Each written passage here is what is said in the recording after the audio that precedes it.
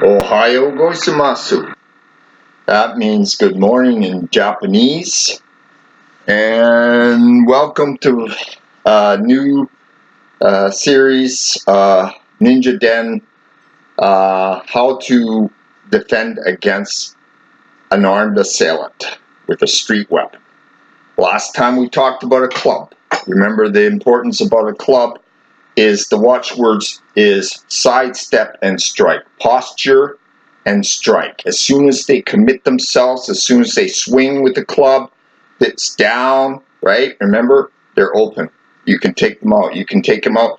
You can do, you can sidestep and kick their knee out if you want, right? And I'm going to talk about that with the knife.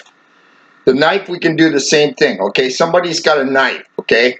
Somebody has a knife and they're, they want to, there's like three ways that they're going to try to stick you with a knife. They're going to try to pierce you like this, okay? They might have a switchblade and they might try to thrust it at you, okay? Or they'll swing it like a club, right? They'll swing it. And the same principle, we're going to get into that. And there's actually another way that they can, come at you too. It's like this. It's kind of like circular, right?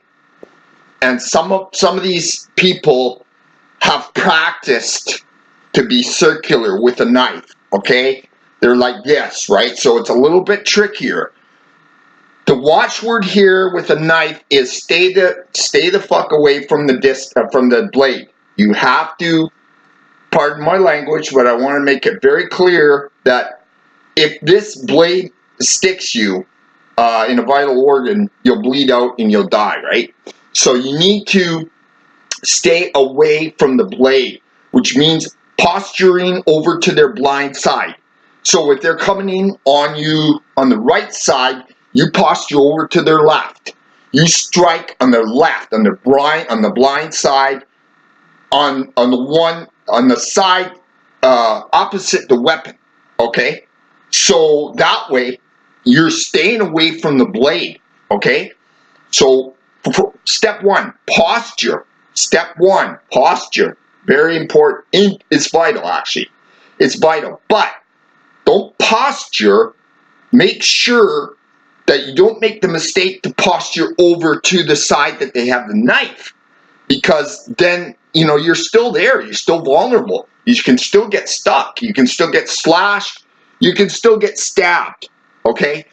Okay, so somebody's coming in and they got a right, and they say they have a switchblade and they want to stick you with it. Okay, posture over to their left. Okay, posture over to their left, sidestep, and strike their kneecap. Blow it out, kick it, break it. I mean, you want to take them out. Okay, you want to maim them so that they cannot continue to attack you with the knife. Okay. If you're confident, like me, what I would do, but this is me, okay? Because I've studied martial arts and I've done taekwondo and I've done kicks, right? There's a kick you can do. It's called a crescent kick. You crescent kick the knife out of their hand. Don't worry about breaking their wrist. You're gonna break their wrist because if you do it hard enough, it doesn't take much to break a human wrist. It takes 7 foot-pounds, okay, to break a human wrist. It's very easy to break the wrist. The wrist is very, very weak. It's not a strong bone. It's very thin, okay? So it's a thin bone, so it can be easily broken. So that's one thing you can do. Now, if somebody is slashing you like this, they're coming at you.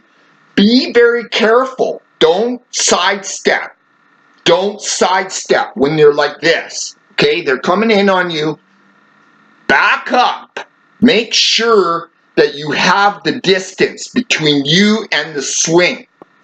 Now, same principle. Swing is over here.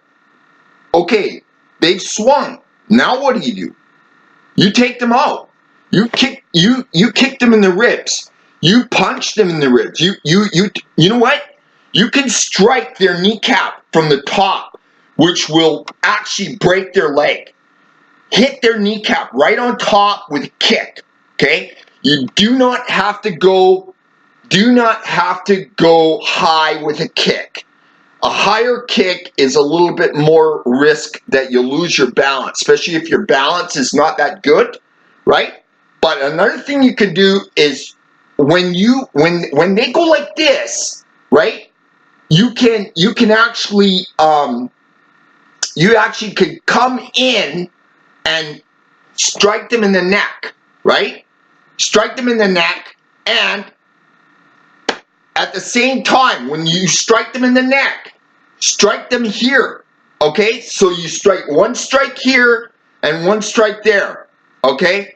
So, and you can, once you do that, you can finish them off with a open hand strike to the face. And you'll push them down on the ground. Don't worry if they hit their head in the back or whatever. They're just going to slam down hard and they're going to be finished. Okay? Now, a little bit more trick here. You got a circular freaking guy with a knife, and he's circular like this. What are you gonna do? Stay the fuck away from him. Posture over to the blind side. When he is circular like this, he's still moving it back and forth, right? So he's moving it back and forth. So when he's over here, that's when you hit him. That's when you hit him. But the watchword here is stay away from the blade. Distance. Timing has to be perfect. Do not try to attack him when he's here. Attack him when he's there. Okay? So he's already swung and he's missed you. Now you have your opportunity. Take him out. Throat. Strike. Throat. Fire. Water. Whatever. Fire. Water. Wind. Even wind. Whirl around and nail him in the back of the neck, punch him in the back, take his kidney out with a punch. You have to stop the guy from continuing to try to kill you. Okay? So guys, that's what I want to say about a knife. The knife is so important. The distance. Stay away from the blade. Stay away from the blade. So remember, posture over to the assailant's blind side. So he has his knife. He's coming at you with the left. Posture over to his right. He's coming at you with the right. Posture over to his left. Okay? Don't posture over to his right if he's got a right blade. His blade, the right, the blade is in his right hand. Okay? Okay, so remember, Fudo Shin, a ninja practices Fudo Shin. He visualizes in his mind beforehand exactly what he's going to do. So he's immovable with that, with his spirit. Also, you can use a spirit shout, because when you use a spirit shout, like a ki-ai, yeah, like that, right? You know, like, okay, he's like this, and you kicked him in the ribs, or you blown out his knee. Use a ki-ai, okay?